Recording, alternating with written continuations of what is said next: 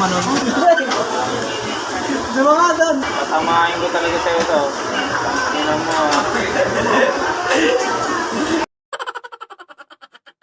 Yun, food trip na naman tayo. Nandito nga pala kami, break time namin. So ayan, ang kasama ko nga pala si Don Rich at si Jessie. Yan, ito nga pala yung ulam namin. Tapos buti nga may dala si Don Rich na ulam eh. Ano ata to? Parang adobong baboy, hindi ko malaman. Sa wakas, nakatikim din ng ibang putahe. Kasi araw-araw kasi kami dito manok eh. Yan, puro na lang manok. Kaya tutubuan na kami dito ng pakpak. So ayan, habang kumakain ako dito, grabe.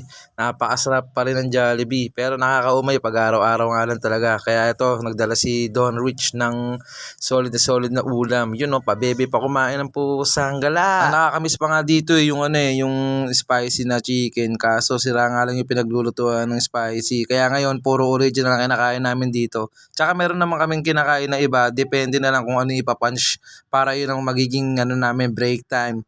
So yun, balik kasama nga pala si John Lloyd. Isa din sa mga nakakasama ko dito, nakakatulong sa mga buhat-buhat. Kapag may mga deliver kami, lalo na pag marami, yan, nakakatulong ko yan. So doon siya sa baba, ako naman sa taas. Pero meron naman yung parang elevator na maliit eh. Kaya wala nga naman pagod masyado. Goods pa rin, goods. Tsaka sa mga nagtatanong nga pala dyan kung saan ako nagtatrabaho, dito ako sa may Jollibee Petron X Lex San Pedro, Laguna. Yun, doon sa may United kayo exit ng ano, pa Kalamba. Yan. Tapos madadaanan nyo sa bandang kanan, may makita na kayo yung Petron, tapos makita nyo rin yung Jollibee. Tsaka ito yung trabaho na hindi ko akalain na makakapasok ako kasi naito ko lang doon sa online job. Kaya yun, ninaray ko naman siya. Ayun, nakapasok kahit pa paano, may tattoo ako. Yun, so bali pababa na nga pala ako dito tapos na ako kumain. So ito nga pala yung hagdan namin, no, purong bakal kapag nalaglag ka sigurado. Kaya mag-iingat lang talaga. And then after 8 hours of working, yan, nandito nga pala kami sa labas, naghihintay kasi wala pa yung shuttle namin. Kompleto na kami lahat dito, yun ang shuttle na lang hinihintay namin.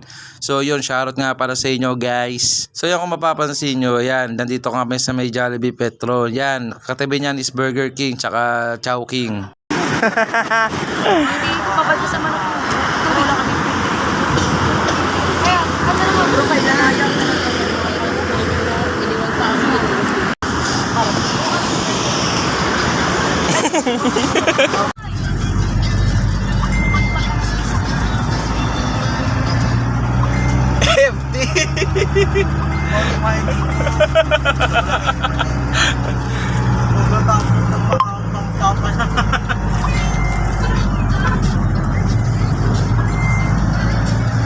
So yun, nandito na kami sa shuttle, pauwi na kami, ingat sa amin. So hanggang dito na lang.